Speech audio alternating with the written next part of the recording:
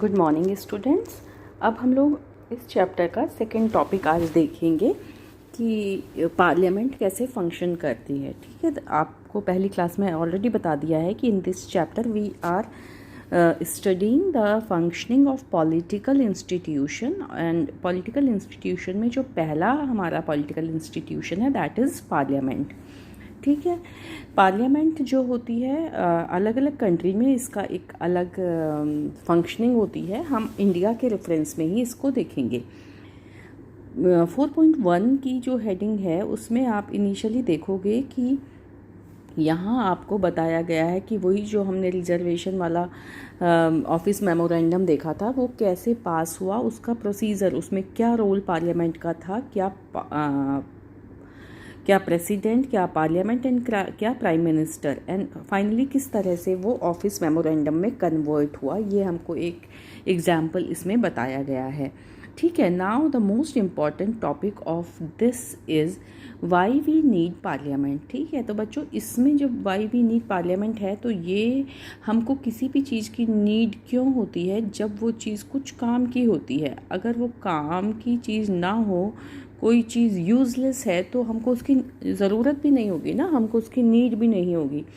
तो पार्लियामेंट हमारे लिए यूज़फुल है, ये हमारा कुछ काम आती है, ये कुछ फंक्शन करती है, that's why we need parliament. Okay, तो अगर आपके एग्ज़ाम में क्वेश्चन आता है why do we need parliament या what are the functions of parliament और what work parliament do for the country, तो ऑलमोस्ट सबके आंसर सेम होंगे, आपको बस इंट्रोडक्शन की लाइंस चेंज करनी होगी।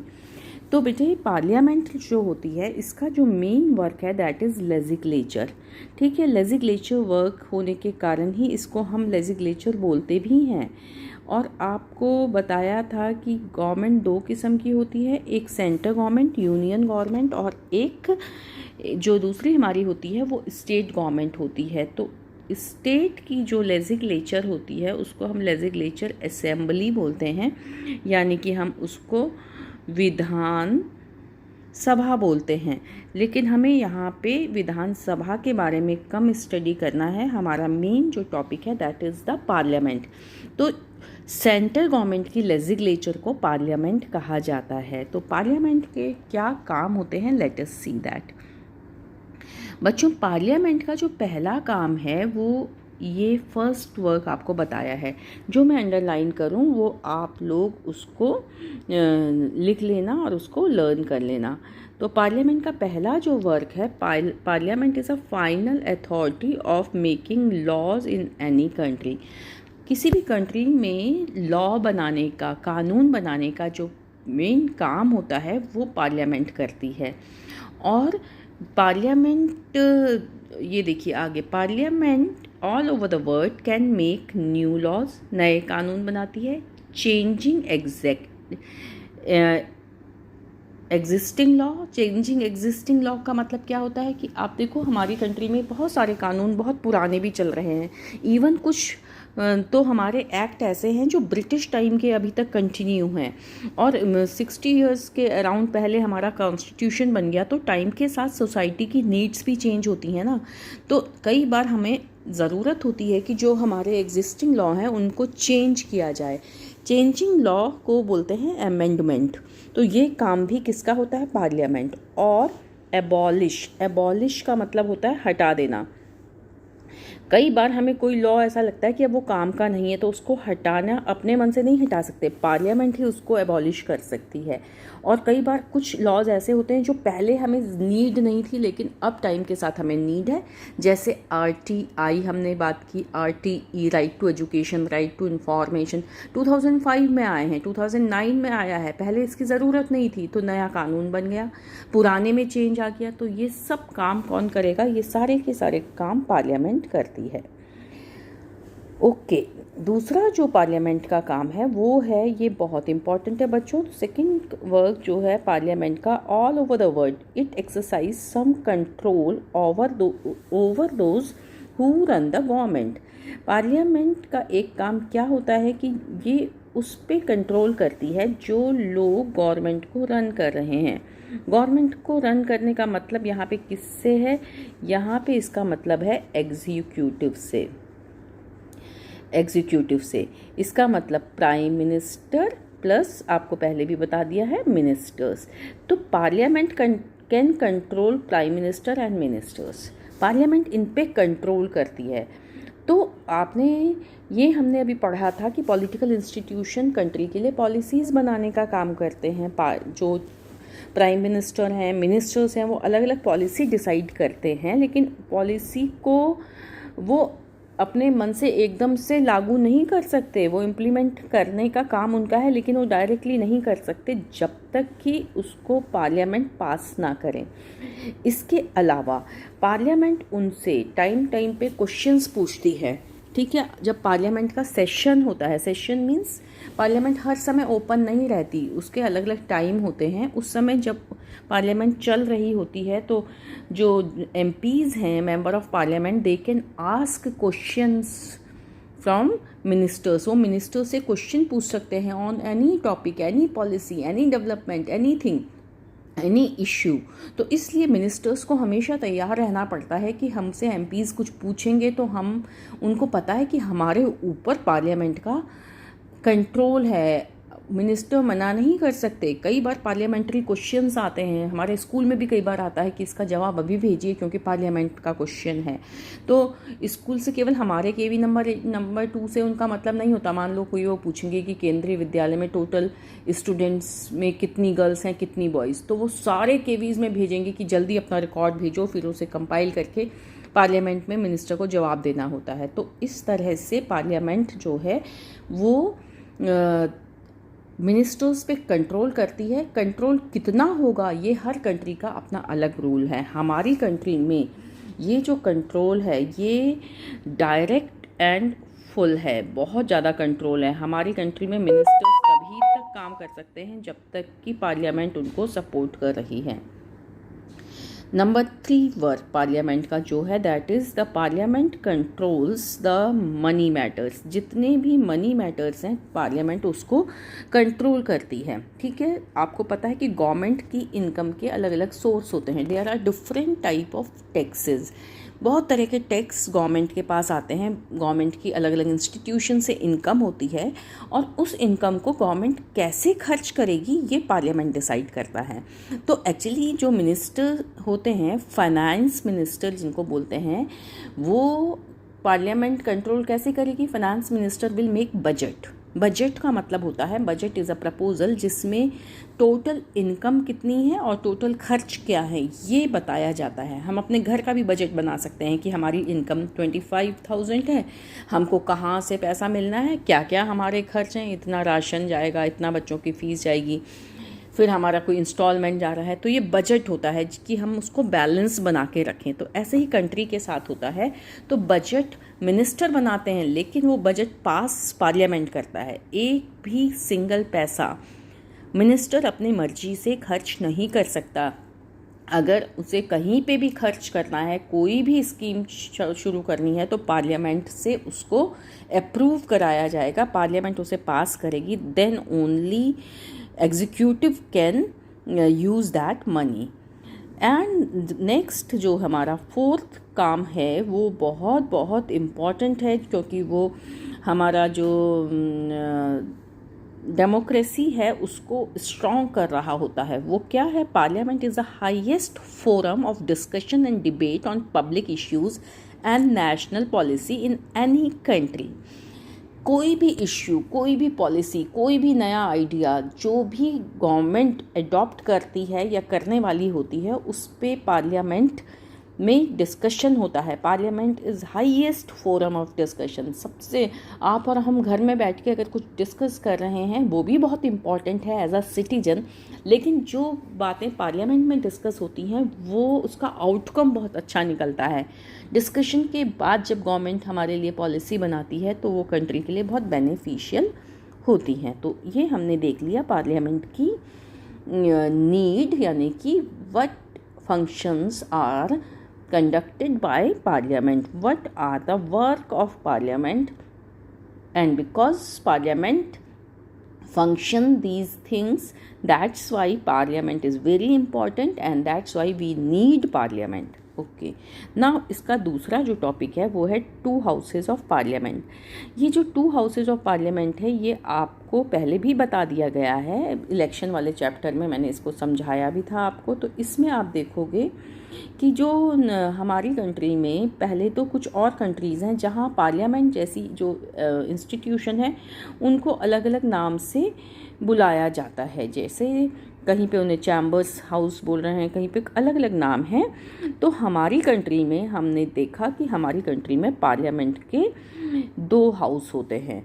वो जो दो हाउस हैं उसको बोलते हैं लोकसभा और दूसरे को हम बोलते हैं राज्यसभा। ठीक है, ये यहाँ पे आपको बता रहे हैं हम, ये Lok Sabha and second one is Rajya Sabha. ठीक है, अब आपको इनके दूसरे नाम भी पता होने चाहिए।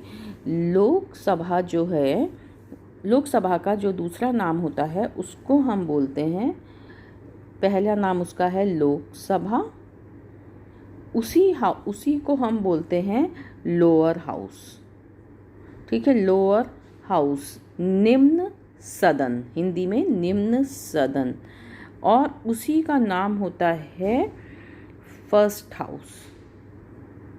ठीक है, फर्स्ट हाउस भी बोलते हैं इसको। तो ज़्यादा कॉमन जो इसका नाम है वो Lok Sabha and the lower house होता है। ये लोकसभा का मतलब, इसको एक और नाम भी बोल रहे हैं, it is called the house of people. लोक का मतलब लोग, तो इसको हाउस ऑफ पीपल भी कहा जाता है। राज्यसभा जो होता है उसको हम कह रहे हैं, Rajya Sabha is council of state, Rajya Sabha, और इसको अपर हाउस भी कहा जाता है। इसको अपर हाउस या द्वितीय सदन, सेकंड हाउस भी कहा जाता है। अब ये जो है ये मैं आपको असाइनमेंट दे रही हूँ, इसको आप करिएगा क्योंकि ये आपने छोटी क्लास से बहुत बार पढ़ लिया है। आपने क्लास 7 में भी आपको बताया है स्टेट के बारे में, आपको क्लास 8 में भी पार्लियामेंट के बारे में बताया गया है, और आपको इससे पहला जो चैप्टर था उसमें भी बताया गया है। तो ये जो आपके ये हैं क्वेश्चंस, ये क्वेश्चन असाइनमेंट के लिए हैं। पता करो टोटल मेंबर कितने होते हैं लोकसभा राज्यसभा में, कौन उनको इलेक्ट करता है, उसका टर्म कितना होता है, कितने सालों के लिए होता है। अगर आपको कोई कन्फ्यूज़न होगा देन यू कैन आस्क। अब यहाँ आके हम देख रहे हैं कि लोकसभा और राज्यसभा में से कौन सा हाउस ज़्यादा पावरफुल है। नाम से हमको लगता है कि राज्यसभा को अपर हाउस कह रहे हैं, उच्च सदन कह रहे हैं, तो वो शायद ज़्यादा पावरफुल होगा। लेकिन जब हम रियलिटी में देखते हैं तो हम देखेंगे कि जो ये ज़्यादा पावर जो मिली हैं वो लोकसभा को मिली हैं कॉन्स्टिट्यूशन में। ठीक है, और कैसे हमें प्रूव होता है कि Lok Sabha is more powerful, let us prove it.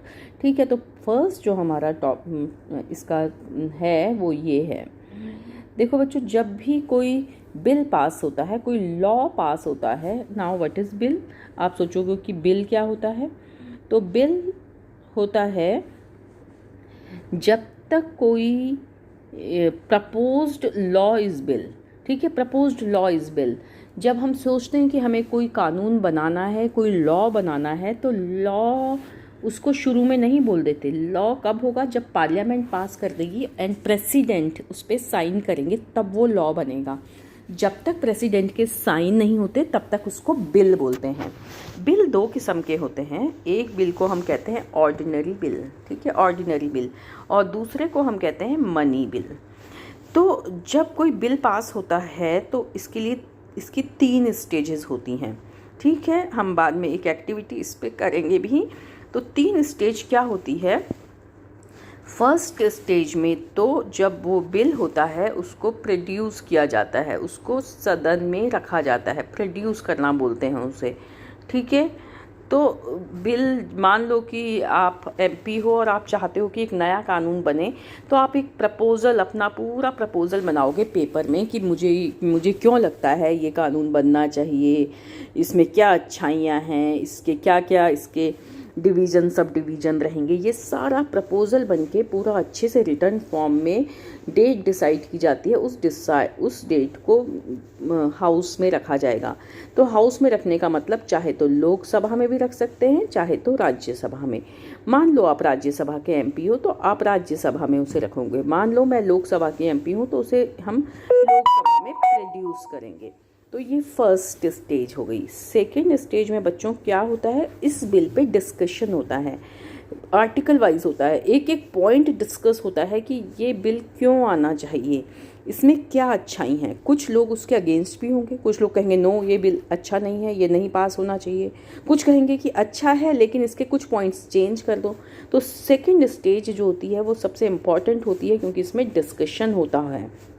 ये डिस्कशन कितने लंबे टाइम चलेगा कोई इसका डिसाइडेड नहीं है। कई बार मंथ तक भी चलता है, कई बार कई सालों तक चलता है, बिल पास नहीं हो पाता, कई बार कुछ घंटों में भी हो जाता है। एंड थर्ड स्टेज में क्या होता है कि बिल के लिए वोटिंग होती है।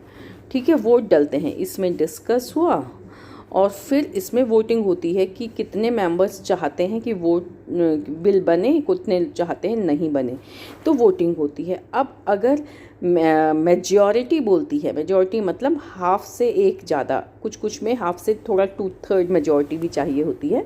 तो अगर वो लोग कहते हैं कि येस बिल बनना चाहिए, ये बिल पास हो गया, तो पास हो जाता है। जब एक हाउस में पास हो जाता है फिर वो दूसरे हाउस में जाता है। अगर मान लो कि वो पहले राज्यसभा में आया था तो राज्यसभा में पास हो गया, अब it will go to Lok Sabha. Lok Sabha में फिर से यही स्टेजेस होंगी, फिर से डिस्कशन होगा, फिर से वोटिंग होगी। पास हो गया तो ठीक, नहीं पास हुआ तो फिर क्या होगा।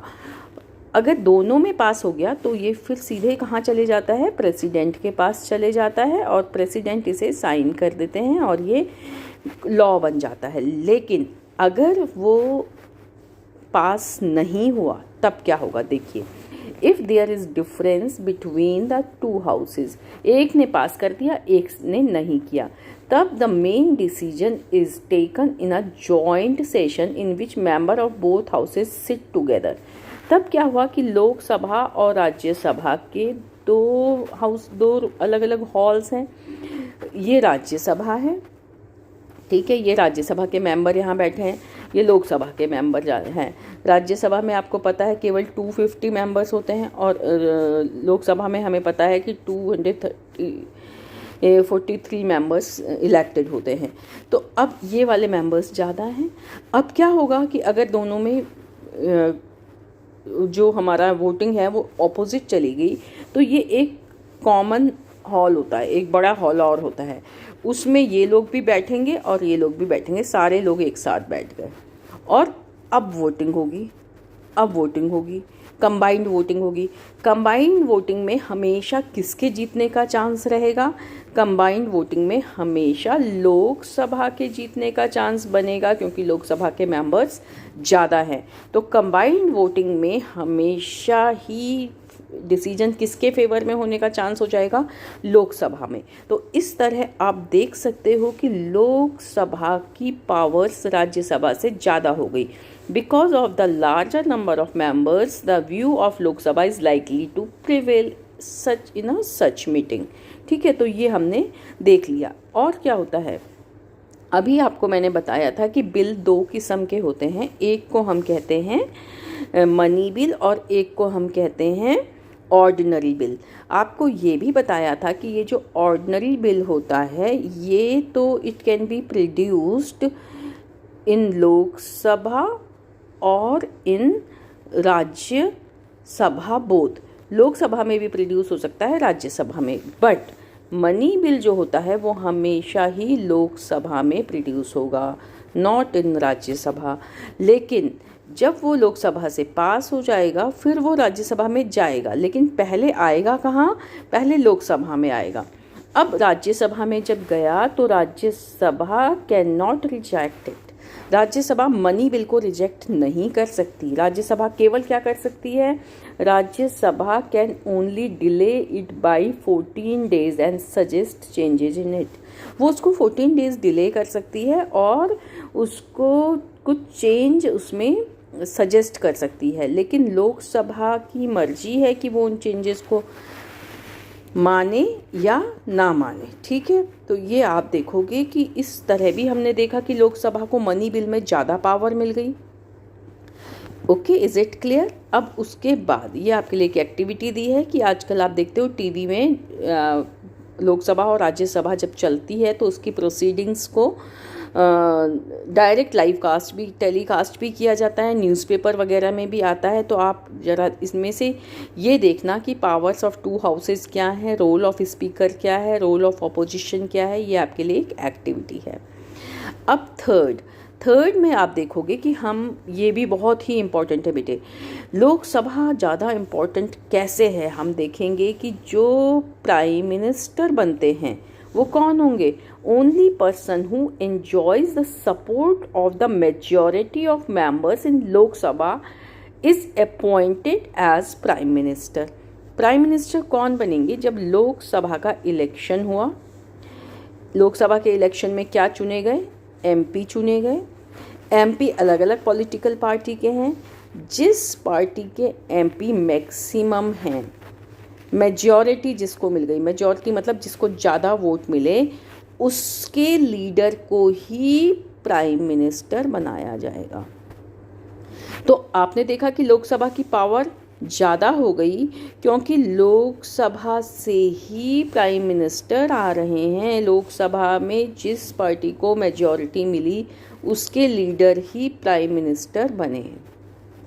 ओके, नेक्स्ट, प्राइम मिनिस्टर ने अपनी हेल्प के लिए बाकी मिनिस्टर्स को चुना और लोकसभा ही प्राइम मिनिस्टर को बना रही है, लोकसभा ही उनको हटा रही है। हटा सकती है कैसे, देखो, ये देखो यहाँ पे लिखा है, ये देखिए आपको मैं बताती हूँ। यहाँ पे लिखा है, if majority of the Lok Sabha members say they have no confidence in the Council of Minister। अगर कभी लोकसभा ये कह दे कि हमको prime minister of and council of minister पे कॉन्फिडेंस नहीं है, कॉन्फिडेंस नहीं है, इसको बोलते हैं नो कॉन्फिडेंस मोमेंट। अगर वो कोई भी मेंबर लाए और एक प्रपोजल लाए और बोले कि we have no confidence in this PM and this minister, all these ministers, फिर क्या होगा, फिर ये होगा कि उस पे वो डिबेट होगी। फिर वो बोलेंगे आपको क्यों नहीं विश्वास है, वो बोलेंगे देखो इन्होंने ये काम गलत किया, ये काम गलत किया, ऐसा है, जो भी उन्हें डिस्कस करना है सब डिस्कशन होगा। कुछ लोग कहेंगे नहीं आप गलत बोल रहे हैं, ये तो बहुत अच्छे हैं। फाइनली डिस्कशन के बाद क्या हो जाएगा, डिस्कशन के बाद फिर होगी, डिस्कशन के बाद होगी वोटिंग, ठीक है, वोट डलेंगे। अगर मैक्सिमम, अगर मेजॉरिटी ने बोल दिया कि we have no confidence, vote हो गया, तो उस समय all ministers including the prime minister have to quit. उनको क्विट करना पड़ेगा, छोड़ना पड़ेगा, उनको रिज़ाइन देना पड़ेगा और पूरा इलेक्शन दोबारा होके दोबारा पूरा गवर्नमेंट बनेगी। तो ये जो पावर है ये लोकसभा को बहुत ज़्यादा इम्पॉर्टेंट बना देती है। The Rajya Sabha does not have this power. So आपने देख लिया इन 3 पॉइंट्स से कि Lok Sabha is more powerful than Rajya Sabha. Why Lok Sabha is more powerful? Why our constitution has given more power to the Lok Sabha? Because it is house of people. Because only the MPs of Lok Sabha are directly elected by the people. The MPs of Rajya Sabha are not directly elected by the people. They are indirectly elected by the people. जो लोग होते हैं, जो citizen होते हैं, they choose MLA, member of legislature assembly, Vidhan Sabha, and they choose MP for Rajya Sabha, ठीक है। जबकि लोकसभा में क्या होता है, लोकसभा में जो लोग होते हैं, जो सिटीजन्स होते हैं, people, they directly choose the MP for Lok Sabha. So that's why it is called the House of People. That's why the more power is given to the Lok Sabha. फिर आपको ये एक एक्टिविटी दी है बेटे, इसमें a day in the life of Lok Sabha. आपको लोकसभा में एक दिन में क्या क्या काम हुआ वो आपको 7 दिसंबर 2004 का बताया गया है, कितने बजे क्या हुआ। तो लोकसभा क्या क्या काम करती है, लोकसभा में एक क्वेश्चन आवर होता है जिसमें एमपीज़ मिनिस्टर से क्वेश्चन पूछ सकते हैं। ऐसे ही लोकसभा में 0 आवर होता है, 1 घंटा अलग से दिया जाता है कि जो पहले से शेड्यूल नहीं है उनमें से भी कुछ काम कुछ क्वेश्चन पूछे जा सकते हैं। कभी कभी बजट डिस्कस होता है, कभी कोई बिल प्रोड्यूस होता है जिसको लेजिस्लेचर वर्क कहा जाता है। तो आपको एक दिन का इसमें शेड्यूल दिखाया गया है, आप देख सकते हो। और आजकल तो यू आर वेरी फॉर्चुनेट कि टीवी वगैरह इलेक्ट्रॉनिक मीडिया इतना पावरफुल है कि उसमें डायरेक्ट टेलीकास्ट भी किया जाता है। There are 2 channels in television, Lok Sabha TV and Rajya Sabha TV. वो भी कई बार बहुत अच्छे डिस्कशन एंड डिबेट बताते हैं। और दूरदर्शन तो कई बार लाइव टेलीकास्ट करता है। आप कभी इसको देखिए और देखिए कि किस तरह से पार्लियामेंट की फंक्शनिंग होती है। इस क्लास में हम इतना ही करेंगे। देन नेक्स्ट क्लास में हम नेक्स्ट पॉलिटिकल इंस्टीट्यूशन कैसे काम करता है वो हम देखेंगे। Thank you.